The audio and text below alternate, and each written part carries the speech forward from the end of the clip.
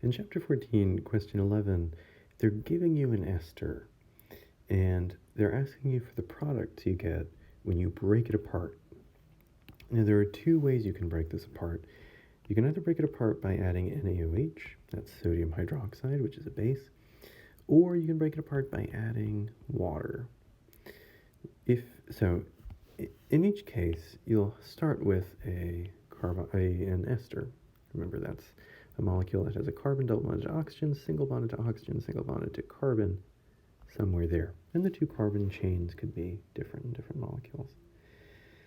Now, I'm going to draw an ester in each case. If you treat an ester with sodium hydroxide on the left, you end up breaking this bond. So you'd redraw the carbon double bonded to oxygen, single bond to oxygen. You'd redraw the carbon. The Na will go here, and the OH will go to the other carbon. And so you'll be left with what's called a carboxylate. And it's like a carboxylic acid that has its H off, and an alcohol.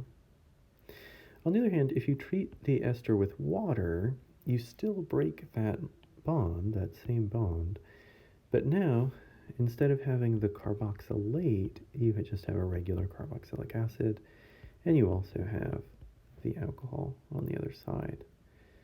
So those are our two possibilities. Watch out for whether they're giving us sodium hydroxide or water.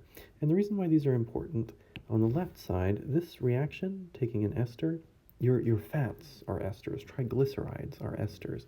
So if you take an ester, like a fat, a triglyceride, and you treat it with sodium hydroxide, you end up making soap. That's how people make soap.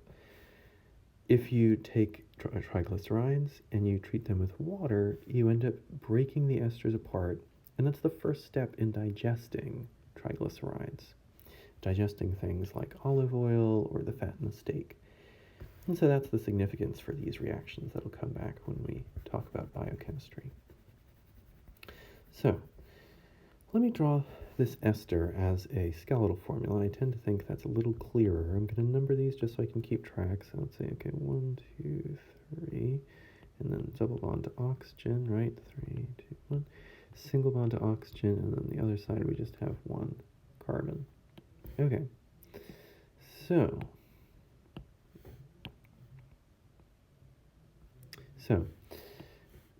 we're treating this with sodium hydroxide. Now, whenever in either of these, if you have an ester and you treat it with sodium hydroxide, or when you treat it with water, you break that bond between the oxygen, the single bond between the oxygen and the carbon. I'm going to draw each of the pieces on the left and right sides of that bond separately now. So on the left side, I have this, and on the right side, I just have this one carbon. This one right here. Okay, now, the sodium is going to go with the left half, and that's going to give you a carboxylate. That's the carboxylic acid that doesn't have its hydrogen. And the OH is going to go onto the other carbon. And those are your two products. Notice on the right, that is an alcohol, some carbon chain that has an OH on it. And so these two would be the products of the acid or base catalyzed hydrolysis of that ester. Now this is really the same problem, except the carbon chains are going to be slightly different. And in this case, we're adding water. But before we try to do this, let me just draw the molecule in the skeletal form. So I have 2 carbons on the left. So I'm going to do, 1, 2. That has a double bond to oxygen, single bond to oxygen. On this side, I have 3 carbons, so that's 1, 2, 3. Right, so 1, 2, 3. Okay, so this is the ester that we're dealing with. And you noticed that we're adding water. Now, whether you're adding water or sodium hydroxide, you always break that bond just to the right of the oxygen with the single bonds. And we're going to draw everything to the left of that and everything to the right of that separately. So to the left, I would have this. To the right, I would have this. Now, when you add water, you add an H to the carboxylic acid and an OH. So notice I'm keeping all those carbons. I'm drawing a new bond to an OH onto that carbon chain. And so you get a carboxylic acid and an alcohol.